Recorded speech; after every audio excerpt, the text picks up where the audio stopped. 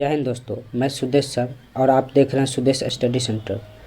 दोस्तों, मैं कक्षा 10 का वर्णिका का तीसरा चैप्टर लेकर आए हैं जो है माँ। दोस्तों, इस चैप्टर का मैं ऑब्जेक्टिव करवाने वाले हैं, इसलिए वीडियो को शुरू से अंत तक देखें ताकि एक भी प्रश्न छूटे ना। एक प्रश्न छूट जाता है आपका तो एग्ज़ाम में यहीं से 1 या 2 नंबर आपका छूट जाता है। दोस्तों, तो हर एक साल 1 या 2 नंबर का प्रश्न रहता है। हर एक साल एग्ज़ाम में 1 या 2 नंबर का प्रश्न रहता है, इसलिए दोस्तों शुरू से अंत तक ज़रूर देखिएगा और शेयर करके देखिएगा ताकि आपके साथ साथ और बच्चा को मदद मिल जाएगा। तो दोस्तों, बिना समय गंवाए हम चालू करते हैं। पहला प्रश्न है, मंगू किस कहानी की पात्र है? मंगू किस कहानी की पात्र है? तो दोस्तों, इसका सही जवाब हो जाएगा माँ। दोस्तों, इसका सही जवाब क्या हो जाएगा? माँ। अगला प्रश्न है, माँ कहानी के कहानीकारक कौन है? दोस्तों, माँ कहानी के कहानीकारक कौन है? तो ईश्वर पेटलीकर। कौन है? ईश्वर पेटलीकर। अगला प्रश्न है, मंगू की माँ की कितने संतानें थे? मंगू की माँ के कितनी संतानें थे? तो दोस्तों, कहानी में याद होगा मंगू के माँ के 4 संतान थे, जिसमें 2 पुत्र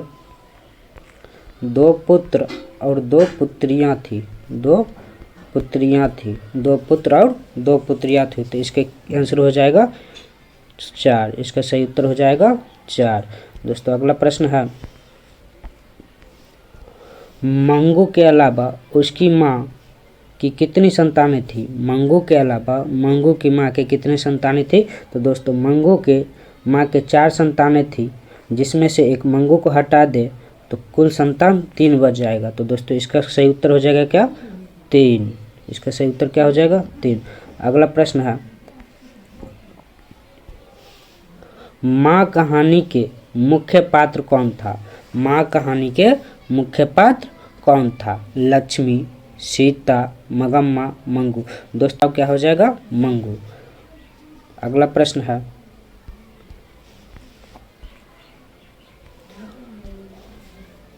मंगू जन्म से ही थी पागल, गूंगी, अंधी, ए और बी दोनों। दोस्तों, मंगू जन्म से ही क्या थी?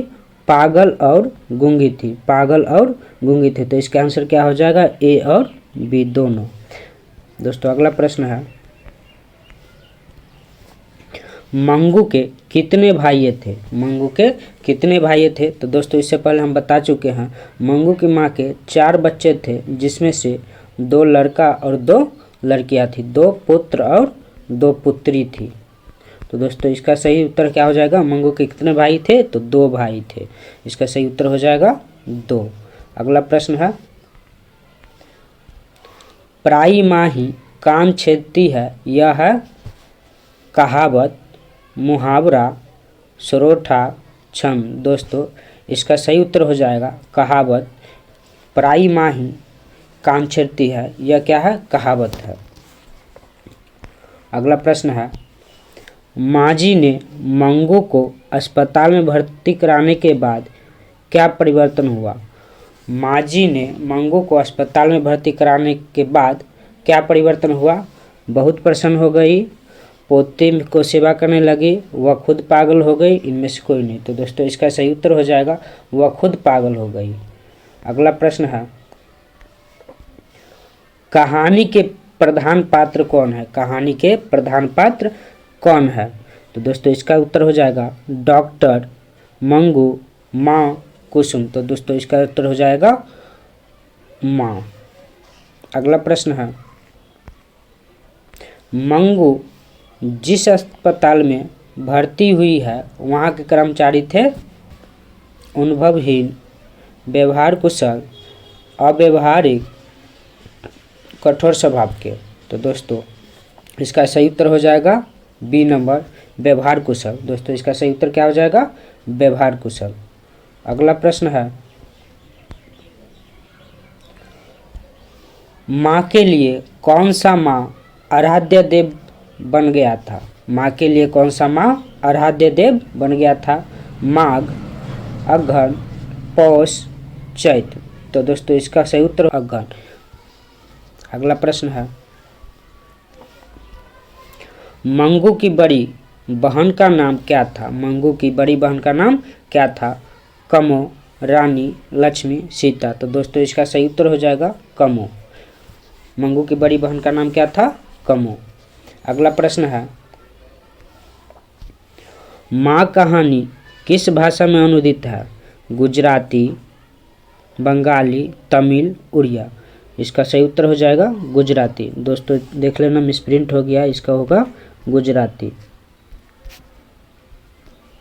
अगला प्रश्न है, कन्या विद्यालय में पढ़ने वाली लड़की जो बाद में पागल हो गई उसका नाम क्या था?